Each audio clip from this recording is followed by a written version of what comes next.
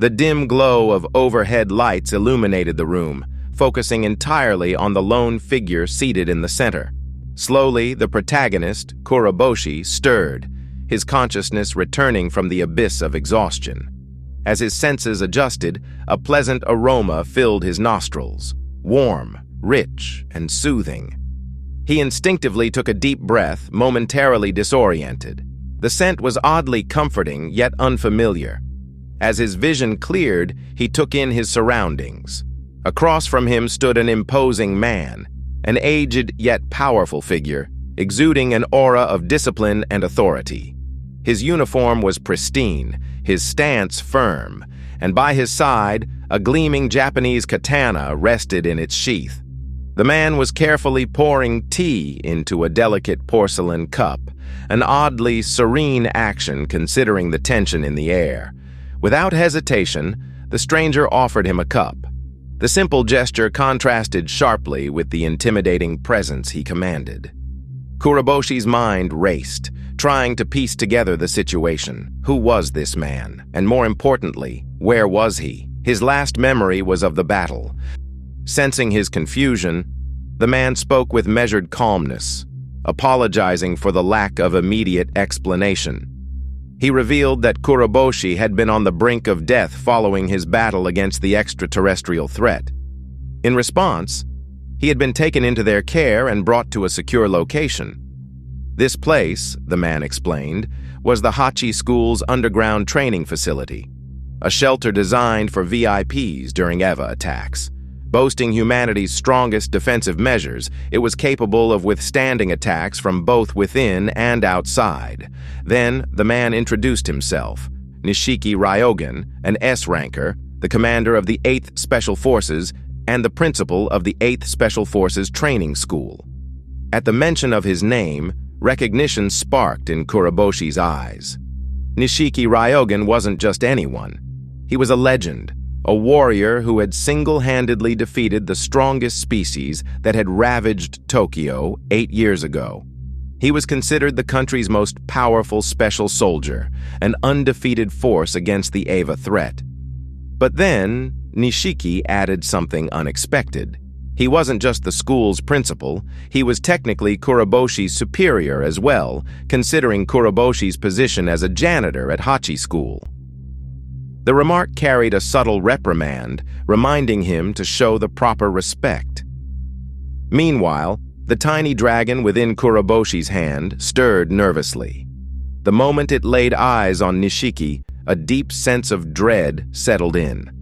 This was not someone it could trifle with. Compared to Nishiki's sheer presence, the mini-dragon knew it stood no chance in its current state. Shaking off his initial shock, Kuroboshi refocused. His mind still swirled with questions, the most pressing being, why were they in the underground training facility? His answer came in the form of familiar voices. Turning to the side, he saw Orine, the ice princess, approaching him, relief evident in her expression. With a warm smile, she assured him of his safety. The sight of a familiar face amidst the unfamiliar surroundings brought him some comfort. He greeted her back, albeit still puzzled. Then, another figure emerged, a young woman in a wheelchair. Recognition dawned on Kuroboshi. Unagi Senri, the girl he had helped at the hospital during the EVA attack. He immediately recalled how she had been caught in the middle of the chaos, nearly falling victim to the monstrous birds' rampage. Seeing her now, unharmed, was a strange relief. Senri, in turn, introduced herself properly this time. She was an A-ranker and expressed gratitude for his assistance during the attack. It became clear that she was more than just a random bystander. She was part of this organization, deeply involved in whatever operation was unfolding behind the scenes. Still confused, Kuroboshi questioned why a Hachi School student like her had been caught in such an incident. However, before he could voice further concerns, she answered indirectly, explaining that everyone present, except herself, were top-ranking operatives. The revelation only deepened his curiosity. Before he could dwell on it further, Nishiki took control of the conversation once more. Now that the introductions were done, it was time to address the real issue at hand. But before doing so, he casually invited Kuroboshi to partake in some snacks he had prepared himself. Kuroboshi hesitated, eyeing the tray of adorably shaped cookies. For someone as battle-hardened and intimidating as Nishiki Ryugen, the contrast was almost comical. The sight of the tough-as-nails warrior crafting delicate cookies did not match his fearsome reputation at all. Still, hunger won over his skepticism. As he took a bite, he couldn't deny it. The cookies were delicious. But the pleasant moment was short-lived. Nishiki abruptly shifted the conversation to the core issue. Kuroboshi had devoured the strongest species and now wielded its elemental power. The words hit Kuroboshi like a shockwave. He hadn't expected them to know.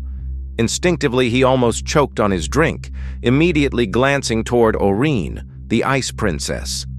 Had she betrayed his secret? But before he could accuse her, Nishiki dismissed his suspicions. Hyuga had said nothing. They had been monitoring him. At this, the atmosphere grew tense. Kuroboshi's expression hardened. The revelation of being under surveillance put him on edge. However, Nishiki continued, explaining something far more critical, the nature of the mysterious substance known as element. Element was the extraterrestrial energy source brought by the Eva species from space. It was the very foundation of human alpha abilities, granting them their powers. However, human technology was incapable of detecting it.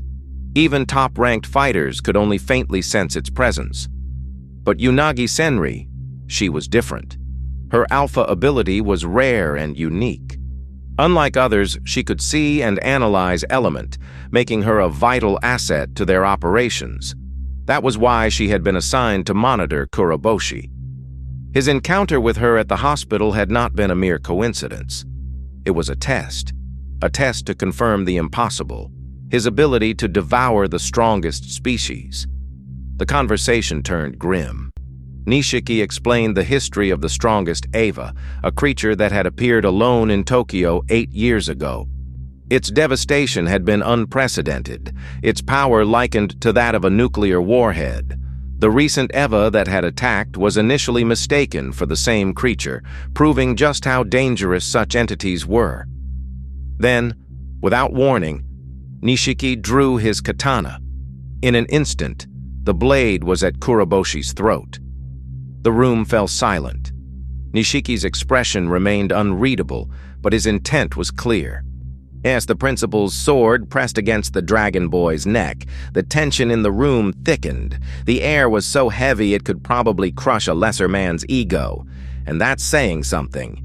The principal, with a gaze as sharp as his blade, made it clear that if there was even a sliver of risk, it was his sworn duty to eliminate it. The dragon boy's heart pounded, his thoughts racing. Just moments ago, the principal had been calmly sipping tea, but now he was a blur of movement. It was like dealing with a deadly samurai who could go from Zen master to final boss in an instant. Despite the fear, the dragon boy couldn't help but admire the sheer skill. But admiration wasn't going to stop the sword from closing in. That's when Orin, with her usual grace and composure, interjected.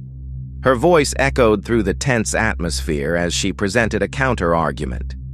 If the strongest species' powers had truly emerged in the boy, it was likely that more threats could follow. Using him as a weapon, humanity's very own nuke with curly hair might be their best shot at survival. The principal lowered his blade, considering her words. It wasn't exactly a comforting resolution, though. After all, trusting a teenager with world-ending powers was like giving a toddler the launch codes, only slightly more terrifying. The principal acknowledged Orin's logic, but remained cautious. He declared that proper observation was necessary, and who better to handle that than Unagi, the cheerful and slightly unsettling ranker with a smile that could make even demons second-guess their choices. With the kind of enthusiasm that suggested she enjoyed her job a little too much, Unagi approached the Dragon Boy. Her delicate hands grabbed his, but it wasn't exactly a tender moment. The boy winced, questioning her intentions.